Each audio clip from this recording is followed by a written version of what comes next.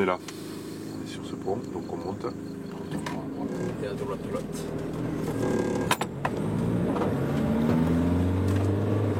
Le maïs, il est là, il est.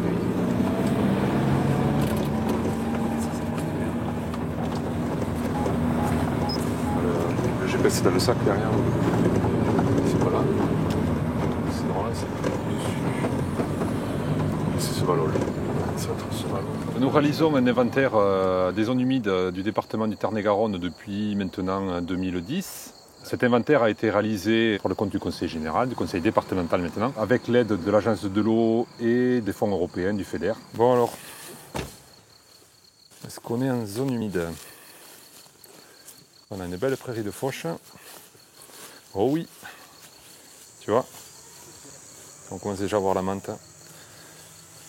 Dès qu'on arrive au niveau un peu plus bas, on a le jonc, les joncs-glauques, on a la prêle géante. C'est de la cutiflore celui-là. Du cirse des marais, c'est tout bon. On est bien en prairie humide. Nous travaillons à partir des photos aériennes réalisées par l'IGN et les dernières campagnes photos nous ont suggéré qu'on avait peut-être une zone humide. Donc nous sommes venus aujourd'hui pour l'inventorier, nous assurer que nous étions bien en zone humide, ce qui était le cas. Donc une jolie prairie humide de fauche. Donc avec Claude, mon collègue, nous avons réalisé le diagnostic qui permet de qualifier les habitats, le type d'alimentation en eau, les dégradations potentielles ou pas. Et ensuite, voilà, un inventaire floristique qui permet de bien mettre en évidence le caractère humide du site. On fait un relevé GPS des différents points, un nuage de points qui va nous permettre de délimiter la zone. Donc cette zone-là, ensuite, a une fiche diagnostic qui lui est attribuée et mise en ligne sur le site internet. Voilà, donc à partir de là, on peut consulter tout l'inventaire en se déplaçant sur le département. Donc on peut faire des recherches par territoire, notamment en bassin versant, ou bien une commune, une communauté de communes. On peut aussi faire des recherches à partir de la typologie, à savoir des prairies humides, un boisement marécageux, une roselière. On peut aussi faire des requêtes pour choisir tel type de plante et donc voir tous les sites sur lesquels nous avons observé ces plantes. Donc cet inventaire a permis de recenser jusqu'à présent environ 3300 hectares de zones humides dans notre département, ce qui représente environ 0,9-0,95% du territoire départemental. C'est un inventaire qui est assez pauvre, on va dire, par rapport à la moyenne nationale, qui est d'environ 4,5 à 5% du territoire national couvert en zone humide. Ceci dit, c'est un territoire un peu particulier, puisque nous sommes à l'intérieur des terres. Donc nous n'avons pas toutes les grandes zones humides du littoral qui font qu'on a de grandes surfaces au niveau national. Ces zones-là ont plein d'intérêt, et nous travaillons à mieux les faire connaître, à mieux faire prendre conscience aux gens de leur richesse, de leur intérêt, pour pouvoir, au final, peut-être les préserver. L'eau d'une rivière, ça vient d'abord d'une source, donc d'un endroit où l'eau coule de la terre, d'accord ? Un endroit où la neige fond, ça donne une source. Et ensuite, l'eau, elle est apportée par les pluies et donc par les coteaux. Et à la rasée, c'est 60 cm d'eau qui tombent pendant un an. Nos 60 cm d'eau sur l'année, ils ne tombent pas d'un seul coup. Ils se répartissent sur tous les mois de l'année de façon différente. En été, il ne pleut pas beaucoup. En hiver, janvier, février et décembre, il pleut beaucoup. Voilà. Cette eau de pluie, qu'est-ce qu'elle devient? Où elle va? Ici, cet atelier, ça consiste à voir le rôle d'éponge des zones humides. Là, notre première expérience, c'est notre bassin versant qui n'a pas de zone humide. On y va, vous êtes prêts? Chacun sait ce qu'il doit faire? Top! Alors, première goutte. Attention, ça arrive bientôt. Donc tu mets ici, là. D'accord? Attends. Là. 23. Alors là, ça coule fort, il y a beaucoup d'eau dans la rivière, on peut dire que c'est la crue. Attention. Top. 250. 250. Ça n'a pas fini de couler. C'est normal. La pluie, entre le moment où elle tombe et le moment où elle arrive à la rivière, eh ben, il se passe un temps. Et c'est ce qui fait que parfois, il y a des inondations alors qu'il s'est arrêté de pleuvoir. Top. 1,51. On a combien? 300.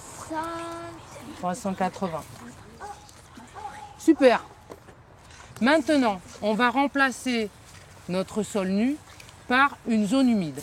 Si vous n'avez pas compris qu'une zone humide, ça fonctionne comme une éponge, et bien cette expérience, elle vous permet de le comprendre. Vous allez voir. Donc la différence avec tout à l'heure, c'est qu'au lieu d'avoir des champs cultivés jusqu'au bord du ruisseau, et ben au bord du ruisseau, c'est plutôt une prairie, comme on a ici.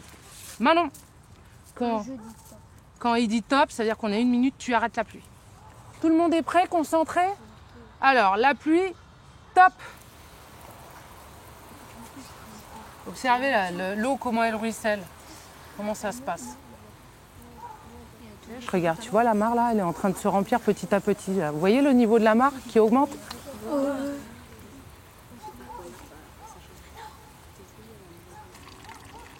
Top.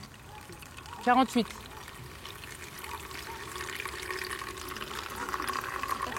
Top. La pluie arrête. Ça. Ouais, c'était plutôt 80.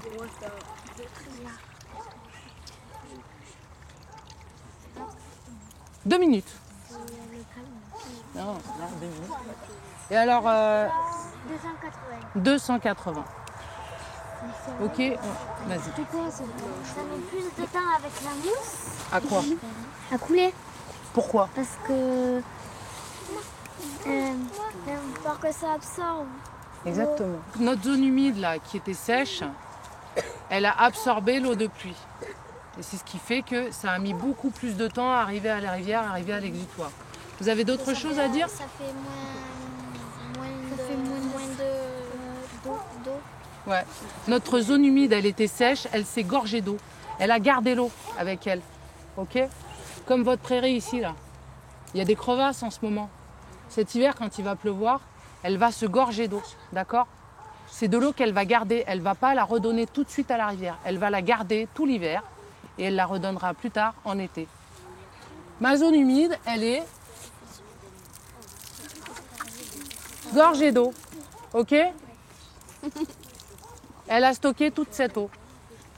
Et cette eau-là, je la sors, mais dans la nature, cette eau-là, elle la redonnerait lentement à la rivière en période de sécheresse. D'accord? C'est bon, tu nous vides ça une dernière fois et on a fini. Merci, vous pouvez vous applaudir.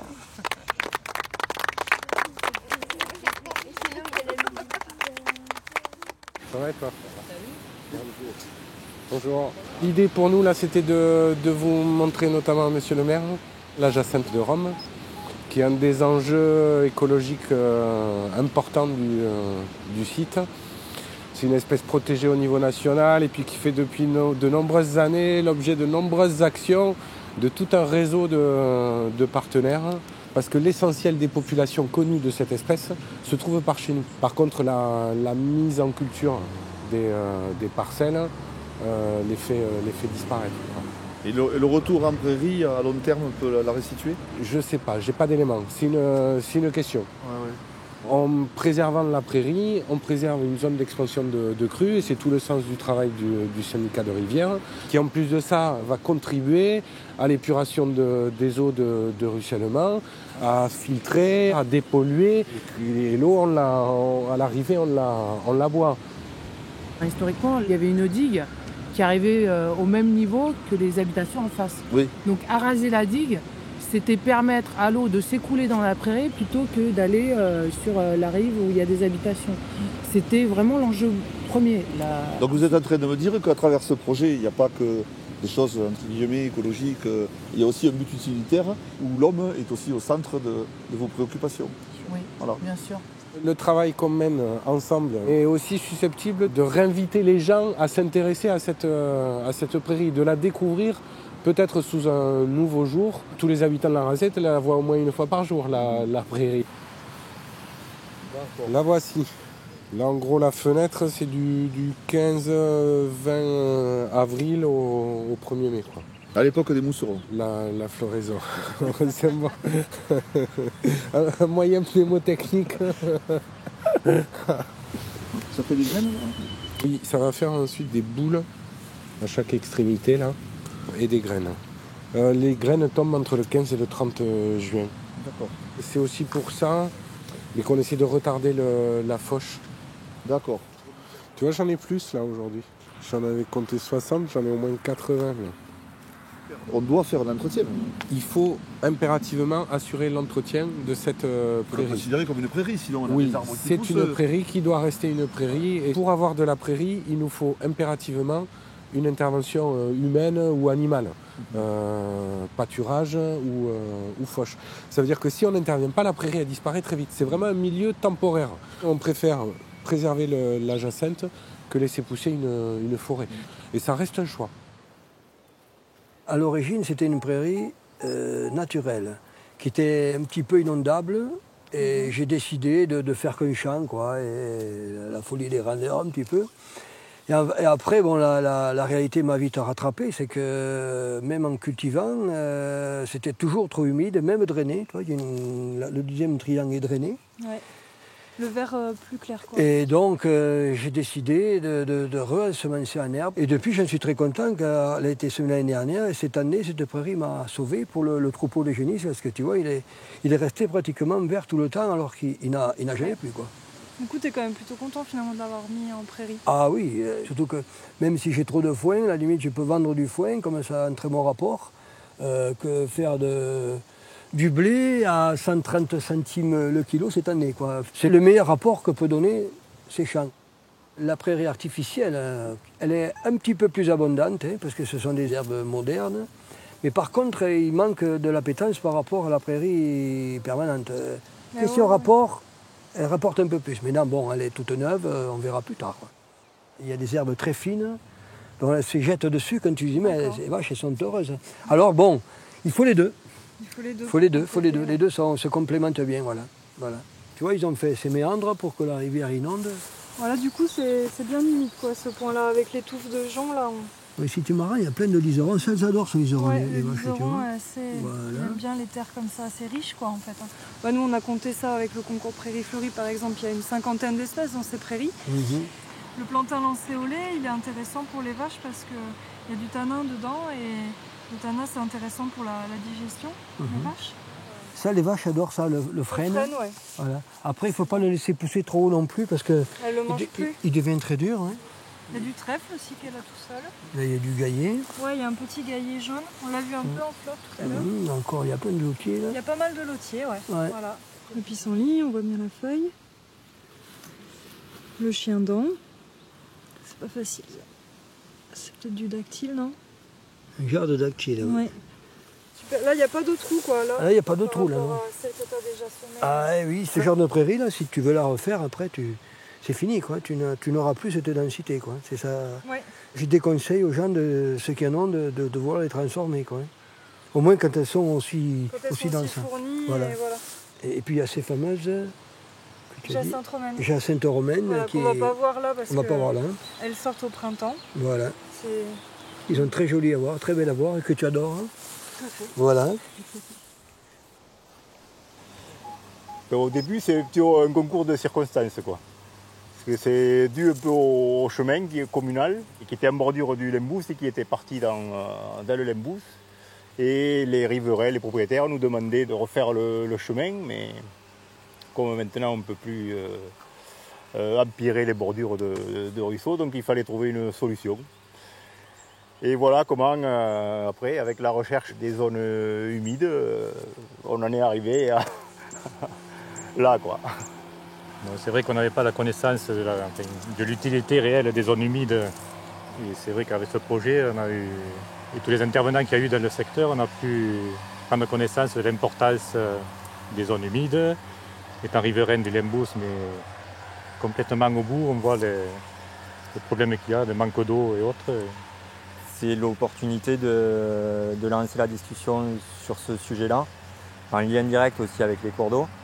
C'est une première pierre à l'édifice sur une problématique qui va être de plus en plus prise en compte dans les années à venir.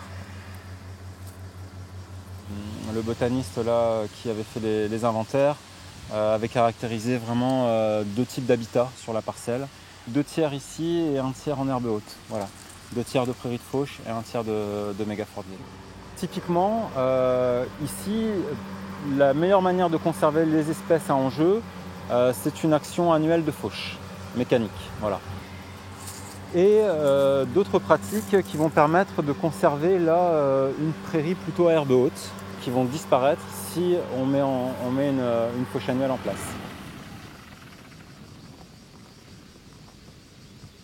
Il faut enlever la rose, il vaut mieux enlever. Il faut enlever un maximum de matière, justement pour freiner. Comme c'est des espèces rudérales, elles ont besoin de beaucoup de matière organique. C'est pas pour rien qu'elles prennent le dessus sur les autres. Voilà. Bien sûr. Vu qu'on ne veut ni traiter, ni retourner et ressemer, il n'y a que la fauche. C'est basé sur 2 fauches. Ouais. Minimum. Si tu veux en faire 3, il n'y a aucun souci. Voilà. Le but, c'est de freiner vraiment cette dynamique de la ronce. On veut retrouver un milieu ouvert et qui était en train vraiment de se fermer, quoi. J'ai mis 1h30 à faucher. Je vais passer plus d'1 heure à rateler pour emballer et le sortir. Oui, parce qu'après, il faut... Mais non, par contre, je suis d'accord avec toi, il faut s'y retrouver derrière. Il faut, pour que ce soit pérenne, là, il faut que ce soit du donnant-donnant, sinon ça ne peut pas continuer. C'est la difficulté de conserver ce type de parcelle, en fait. C'est la raison pour laquelle elles ont été délaissées. À l'époque, on nous subventionnait pour drainer. Donc si le gars là est drainé, ça ne devenait jamais une zone humide. Ouais. Le drain, il pisserait à la rivière. Oui, tout à fait. L'eau coulerait à la rivière et puis point, le champ serait travaillé. Mais je n'ai pas honte de dire qu'on en a drainé, nous. On a drainé des parcelles en bas, de tout le monde. Comment tu peux tu penses t'y retrouver, quoi? Je veux dire, à long terme, j'espère qu'on pourra faucher et récolter de la bonne herbe, mais c'est pas pour tout de suite. Moi, je dis 4-5 ans. Ouais. Non? C'est pas toujours facile de mettre ça en place. Nous, au niveau du conservatoire, on n'a pas prétention d'intervenir partout non plus. Les endroits finalement où on met les pieds, c'est vraiment qu'il y a des enjeux vis-à-vis de la conservation des espèces et de la fonctionnalité des zones humides. Par contre, on s'efforce d'accompagner un maximum tous les acteurs au niveau des élus, au niveau des particuliers, des agriculteurs, à partir du moment où on fait un état des lieux avec eux, quoi. Et souvent, ça passe, le plus souvent d'ailleurs, ça passe finalement par reproduire les actions qui étaient faites de manière traditionnelle, quoi. Ah oui, bien sûr, tout à fait.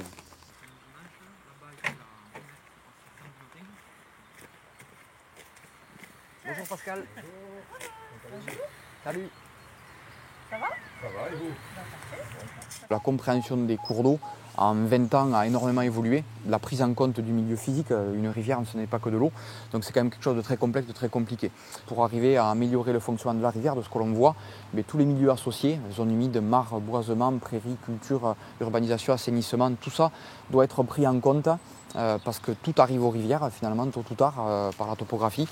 Les travaux à mener sont d'envergure, se jouent sur un espace important autour des rivières et c'est ça qui est difficile à faire passer, à faire comprendre. Et c'est vrai que chez vous aujourd'hui, c'est un petit chantier mais qui fait quand même quasiment 1 hectare, donc c'est du petit mais qui n'est pas si petit que ça. Et il faut vraiment bien comprendre aussi que c'est le cumul d'actions qui va améliorer vraiment le fonctionnement de nos cours d'eau. Les travaux qu'on propose, c'est vraiment une mosaïque d'habitat, quoi. C'est garder de l'arbustif, de la freinée, de la haie, de la zone humide, de l'écoulement et la création également de ces 3 petites mares dans des milieux différents. Moi j'aime bien. Moi j'aime bien l'idée de ces 3 mares et surtout par rapport à la première proposition, le fait que ce ne soit pas quelque chose de droit. D'accord. C'est sûr, c'est du particulier en fait, mais moi je trouve que c'est ce qui est intéressant sur ces territoires en fait, c'est de toucher le particulier pour qu'on puisse travailler ensemble et même si au niveau coût, ça a un coût super important, pour nous ça a un coût, je ne sais pas si on peut le dire, à 0. Oui. Donc pour le coup, c'est pas qu'une question financière, c'est que si on n'apporte pas l'argent, en tout cas on peut apporter quelque chose à l'évolution du territoire et il y a surtout à soigner cette seille quoi, qui est superbe. Et on travaille pour l'avenir en fait. Et effectivement, le fonctionnement de ces rivières, la qualité de l'eau, la quantité, les espèces qui vivent autour, c'est de l'intérêt général, aujourd'hui c'est reconnu. Mais ça se joue sur la propriété privée et ça c'est vachement important. Les 2 ans d'études qui ont été faites pour amener à cette décision aujourd'hui, on ne le voit pas. Et pourtant c'est un travail qui a été fait bien en avant. Et avant ces 2 ans, il a fallu monter des dossiers, il a fallu prendre conscience de tout ça. Tout à fait. Il y a des choses qui peuvent paraître évidentes aujourd'hui, on se dit mais pourquoi on ne l'a pas fait avant? Mais c'est parce qu'en fait, c'est l'évolution du temps et aussi des agriculteurs, de tous les acteurs du territoire. Tout à fait. Voilà.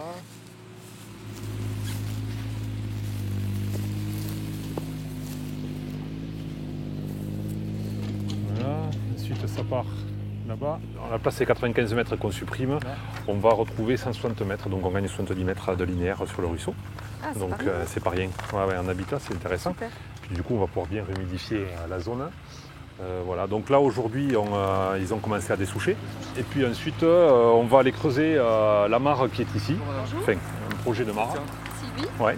Exactement, c'est ici on le met le tas de, Ouais. tas de souches. Ouais, alors oui, on va voir avec vous. Tant que vous êtes, alors si vous voulez les souches, on voudrait les stocker un peu en merlon et mettre ensuite les branchages dessus. C'est de l'abri intéressant pour notamment un hivernage pour tout ce qui est batracien.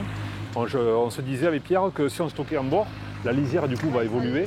Voilà, on va avoir une lisière un peu plus sinueuse. Est-ce que ça vous irez? Ouais. Les zones humides ont un rôle à jouer aujourd'hui, notamment en amont des captages d'eau potable. On ne vit pas sans eau. Voilà, ça va bien plus loin que simplement une rivière et 4 poissons, non, ça va bien plus loin que ça. C'est de l'intérêt général aujourd'hui. Les cours d'eau en font partie et les zones humides aussi. On a beaucoup d'espoir sur ce chantier de pouvoir montrer que oui, effectivement, on peut remettre un cours d'eau dans une zone humide, on peut en augmenter le taux d'humidité, mais qui permettra quand même l'été que du bétail y passe, que peut-être pourquoi pas une petite coupe de fourrage. Voilà, c'est quand même compatible, il n'y a pas de souci. Donc nous espérons fortement oui, que ce chantier test va marcher, qu'on pourra l'afficher.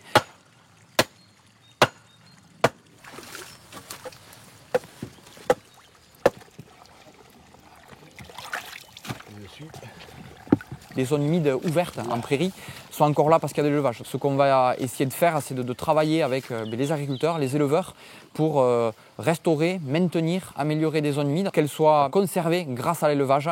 Et si on arrive à ça, on aura vraiment gagné, quoi. 4, 3, 2, 1. Alléluia. Ça y est, c'est à nous. Donc on est là sur la commune de Bourrette, en rive droite du fleuve Garonne, sur un site que l'on a appelé le site de l'Espinassier, qui a été désigné par le département comme étant un espace naturel sensible, un ENS. Donc la politique des ENS, c'est de préserver, de gérer, d'aménager des sites qui présentent un intérêt environnemental, patrimonial, écologique, paysager, en vue de faire découvrir ses potentialités au public. Donc ce site en fait fait à peu près 100 hectares. Il se caractérise par la présence d'un grand bras mort, peut-être l'un des plus grands bras morts de la moyenne Garonne. Le département s'est porté gestionnaire de ce site en lieu et place de la commune de Bourrette. Et parmi toutes ces actions qu'il peut y mener, il y a 2 actions phares, qui est celle d'envisager la reconnexion de ce bras mort qui est aujourd'hui déconnecté. Et ensuite, sur la partie terrestre, on envisage de recréer des mosaïques de milieux, en replantant des boisements, mais aussi en maintenant des milieux ouverts qui profitent à la faune, mais aussi à la flore inféodée aux zones humides. Je dirais environ le tiers des zones humides répertoriées dans le département sont les annexes fluviales de la Garonne, donc c'est environ 1000 hectares sur le département. Ce qui est intéressant, c'est un petit peu de voir aussi la genèse de tout ce site. Actuellement, nous sommes ici, donc on a l'entrée du bras mort qui est de petite taille, donc qui fait environ 1 hectare, qui est ici.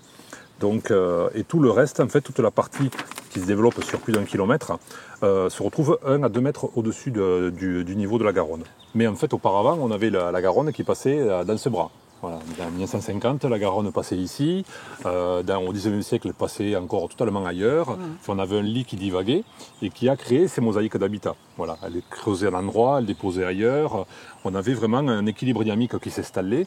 On avait des bras morts qui se créaient, qui se comblaient petit à petit, se faisaient ailleurs. Voilà. Actuellement, bon, on ne va pas refaire toute l'histoire, mais on a eu les cours d'eau qui ont servi de mine un petit peu à ciel ouvert, puisqu'on avait eu beaucoup d'extraction de granulats. On a eu des barrages dans les Pyrénées qui ont bloqué le transfert des granulats de la montagne vers la plaine. Et on a eu des enrochements qui ont chenalisé la rivière. Au final, on se retrouve donc avec une rivière qui s'est enfoncée de 2 à 3 mètres, par endroits même plus. Du coup, le matelas alluvial a disparu. On en a une preuve ici avec les fondations du pont qui se retrouvent perchées au-dessus de la rivière. Et on se retrouve donc avec une Garonne maintenant qui est en dessous son lit naturel d'auparavant, son lit historique. Et donc du coup, toutes les annexes fluviales qui étaient connectées auparavant à elle, se retrouvent perchées et déconnectées et ont perdu un grand nombre de leurs fonctions. Lorsque la rivière n'arrive pas à s'étaler dans son lit majeur, elle accumule toute son énergie dans le lit. Elle provoque encore un creusage supplémentaire et déstabilise aussi les berges. Voilà. Donc d'où l'intérêt aussi d'avoir ces annexes fluviales connectées qui permettent un débordement plus facile. Qui vont lui permettre de déborder plus facilement et de s'étaler là où il n'y a pas d'enjeu. Il y a quelque chose de beau à faire ici et de bien dans cette zone trop méconnue du grand public. Oui, en plus, oui. À l'époque, on la connaissait pour ses carrières, pour ses gravières. C'était un peu devenu des décharges. Et c'est bien qu'on arrive aujourd'hui à retrouver quelque chose de magnifique avec une portée pour la faune, pour la flore et pour tout ça. Donc si on réouvre, effectivement, on aura la nappe qui sera proche de la surface. Et donc on va se retrouver avec de la végétation qui va se développer, qui sera adaptée à ce type de milieu-là. C'est vrai que dans l'idéal, on espérerait avoir une roselière qui s'installe. Mais en tout état de cause, on aura un habitat qui sera moins favorable à cette plante qu'on a actuellement là autour de nous, qui est la jussie, qui est une plante exotique envahissante qui nous arrive d'Amérique du Sud et qui a entièrement colonisé le plan d'eau. Et ça produit énormément de biomasse, ça favorise la sédimentation et ça accélère le comblement. Et la végétation autochtone se retrouve exclue de ce type de milieu-là. À l'heure actuelle, quand il y a une inondation, même moyenne, pas une grosse inondation, une inondation moyenne, de toute façon, ça sera rempli. La crue 2003, on avait de l'eau jusqu'aux charpentières. Là, on était sous 2,50 mètres d'eau. D'accord. Ouais, c'est quand même important parce qu'au lieu d'aller se répandre dans les villes plus bas, là, ça vient occuper du volume ici, c'est quand même une bonne chose aussi. On parle très souvent de champ d'expansion des crues. Ouais. Tu vois, ce site est très significatif, le champ d'expansion des crues. 100 hectares, 2 mètres d'eau dessus, bon, je fais pas le calcul, mais ça fait du volume. Et en plus, ça le relâche petit à petit après. Voilà. Quand on est ici, le bourg de la première commune du Grand Montauban est à quelques kilomètres à peine. On voit cette belle prairie sauvage qui est pas loin de l'autoroute, en pleine campagne, pas très loin des zones qui vont s'industrialiser, vu que nous avons à côté une zone de 450 hectares, ce qui va quand même priver une catégorie de gens, comme les chasseurs, de beaucoup de terrain pour aller exercer leur plaisir. Vous parlez de l'usage par la chasse, oui. Mais en effet, connaître les milieux humides et les milieux naturels, même de manière élargie, c'est important quand on réfléchit à un projet d'aménagement. Et le département de Tarn-et-Garonne n'est pas un département particulièrement riche aujourd'hui en zone humide. Donc déjà, d'un point de vue purement d'écologie, de milieux, c'est déjà des milieux qu'il faut préserver un maximum. Et là où ils sont menacés, en effet, c'est les zones périurbaines. Maintenant que nous avons fait le recensement de toutes ces zones humides dans le département, il serait peut-être bon d'informer davantage les collectivités de manière à ce qu'elles puissent prendre leurs précautions quand elles font des achats pour urbaniser. Vous avez raison, parce qu'en fait, dans les démarches de PLU, de PLUI ou même de SCOT, comment intéresser un élu à préserver un milieu qu'il connaît mal? C'est vrai que les milieux humides, ils ont parfois une réputation pas très bonne, on les connaît mal. Surtout jusqu'à présent. Ça peut changer l'optique, parce que les maires ne sont pas contre. Je pense quand même qu'ils sont là pour préserver aussi l'environnement. Le tout, c'est qu'ils soient bien informés et qu'ils le sachent avant. Voilà, après, une fois qu'on porte ce regard et qu'on prend le temps de faire cette analyse croisée entre un désir de développement légitime et aussi quel patrimoine on a ici, quels moyens on se donne pour le préserver et peut-être en faire aussi un projet de type espace récréatif, maintien d'usage, de loisirs, etc. Ça peut donner un poids bien meilleur et puis une image aussi meilleure de ces milieux parfois mal connus.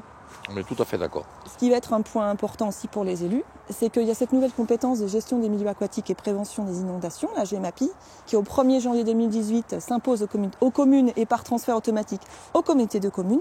Et cette compétence, pour certains élus, ils n'ont pas forcément connaissance de ce que ça peut recouvrir. Gérer, préserver, restaurer des milieux humides peut tout à fait faire partie de leur politique.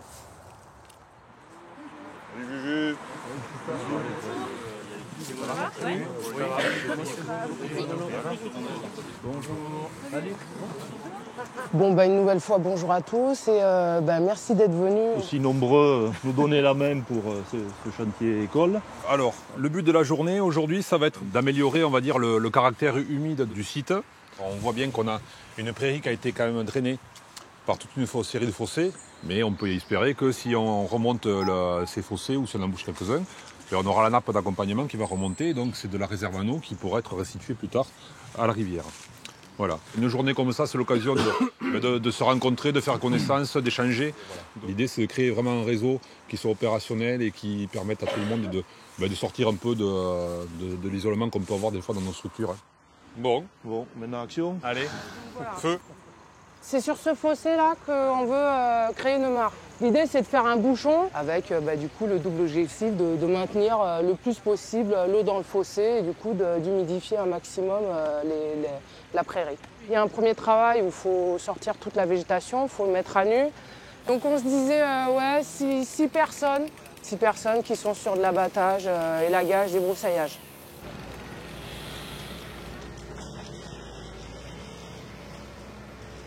Non mais c'est bien, il y a 2-3 trucs qu'on peut prélever ici. On a de la menthe aquatique là qu'on voit en fleurs. On a aussi de la pulicaire. On va ramasser les massettes là qu'on voit en éventail. Les iris aussi, donc là on va tenter à la fois de prendre le rhizome, mais comme ça en graines aussi en ce moment, on va tenter de semer les graines. On a de la salicaire aussi là qui est en mauve. Du lycope. C'est typique des homininides. Il y a des carex qu'on n'a pas parlé. On a aussi le patoir chanvrine qui est derrière Célia. Voilà, qui est pareil, bientôt en graines aussi. Ici, donc, ils ont réussi à pousser. Donc, si on les transplante de quelques dizaines de mètres, on a vraiment une très bonne chance pour que ça se développe. Et on limite les risques. Si on emporte des invasives, en 1 an ou 2, on peut détruire tout le biotope récepteur.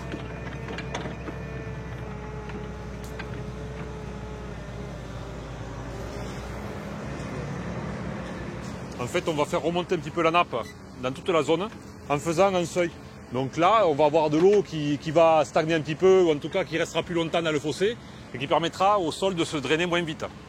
Voilà. L'objectif, c'est de créer une mare pour essayer de favoriser l'implantation des espèces, des insectes, notamment l'agrillon du mercure. C'est une petite libellule qui est protégée. Oui. Voilà. Oui, qui est menacée au niveau européen. Qui est toutes ces petites bestioles, ce serait bien qu'elles soient toutes protégées, parce que ça peut même faire venir des grenouilles, ça. Voilà. Les insectes aquatiques, les batraciens, donc grenouilles.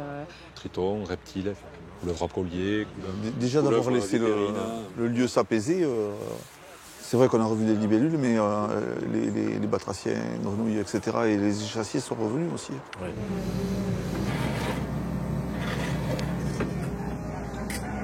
Allez, on va laisser poser. Merci beaucoup. Ouais, merci pour la journée aussi. Non, mais merci pour le coup de main.